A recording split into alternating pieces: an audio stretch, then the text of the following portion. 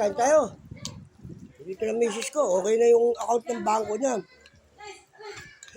Hindi isinara kasi OFW yun eh. Kaya pinapunta ko siya doon, siya sa bayan, sa amin. OFW kasi yun, yung ano na yun. Yung doon nire-remit yung pera niya na nasa Hong Kong siya. Yan.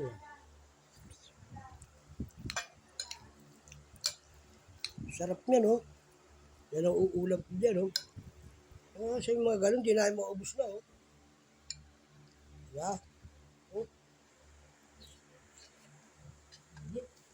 Ano ka naman siya? Pag? Sama, mahal ko.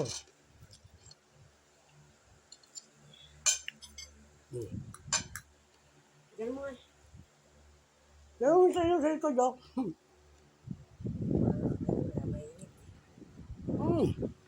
Electric mo.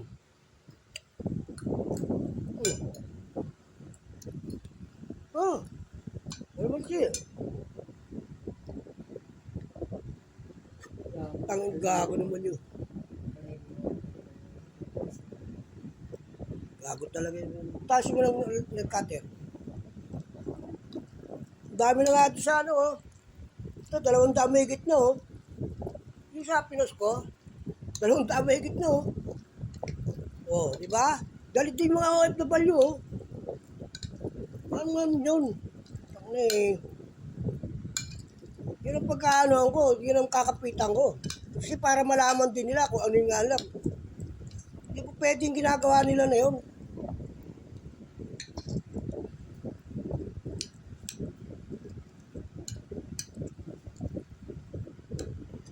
Tagang kalukuhan yung... Ang ibig sabihin sa SS kasi, magulog ka, yung ano na, ano ka na rin, self-employed na yun, ano na lang yun eh, self-employed eh. Diba? Ano yun, ikaw na bahala maghulog doon sa ano na yun, ba't pinayagan ka nung mag-SS kung walang ano yun? Tubo-tubo yun eh. Pinahiram nila yun sa mga ano, naglo-loan.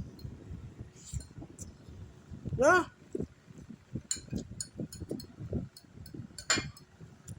Titirahin nila yung pera mo, gago. Alam ko. Marami yan. Titirahin nila yan.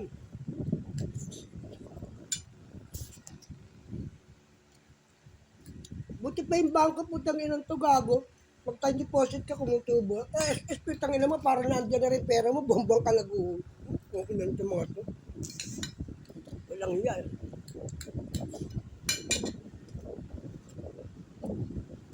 Ano kulay ng mga balat, ang kulay ng ugali. Hindi mo maburahan yun, hindi magigis yan. Hindi ka naman na pwedeng saktan eh. Skandalo ko ron eh. Kausapin ka ng ano doon pag hindi lumabas ang manager doon.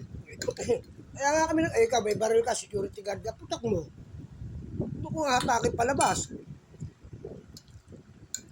Isa akong mamamayang Pilipino na nagbayad ng tax sa gobyerno, kupal.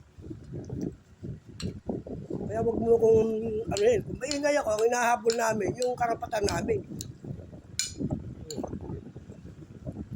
Kapag ka na-video kita, laban tayo.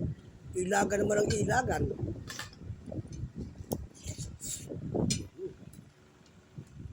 Ano kayan? Paano nga? Iba yung kanin sa ano, arena lang yan. Okay. Ano din yan? Kaya nga, arena lang yan. Yung kanin, ito yung kanin, no? O, iba, oh. Diba? Yung kanin yan. Ilagan tinapay pa yan.